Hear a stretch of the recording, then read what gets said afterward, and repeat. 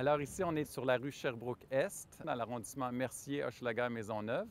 On est sur un tronçon de rue où il y a beaucoup de circuits d'autobus qui convergent de plusieurs secteurs de l'est de l'île, de la Couronne Nord également. Donc c'est une chaussée qui est très sollicitée par de grands débits d'autobus. Ce qu'on veut faire, c'est délimiter les chaussées qui sont réservées aux autobus 24 heures sur 24, donc qui sont réservées en tout temps aux autobus.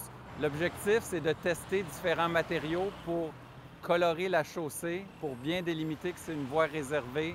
Bon, la pierre utilisée pour faire la chaussée est une pierre granitique qui provient d'une carrière ici à la Chute. C'est un granit rouge standard qui a des propriétés physiques semblables à tous les autres matériaux. La propriété recherchée, c'était la couleur dans ce cas-ci.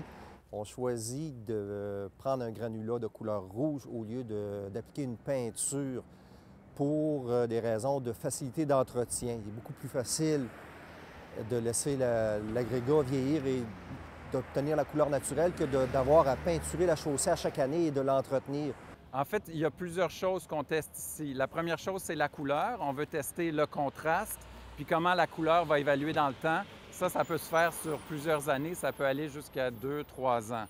Également, on en profite pour tester la résistance de ce bitume-là. On sait que c'est une chaussée qui est très sollicitée par de nombreux autobus. On veut s'assurer qu'elle est assez résistante. On vise une durabilité, disons, de 5 à 7 ans. On va voir comment ça évolue selon les conditions de charge, mais normalement, de 5 à 7 ans, ça devrait être en bon état. Ce projet pilote existe seulement ici, sur la rue Sherbrooke, pour Montréal. À ma connaissance, il n'y a pas d'autre projet de cette nature-là qui est réalisé au Québec.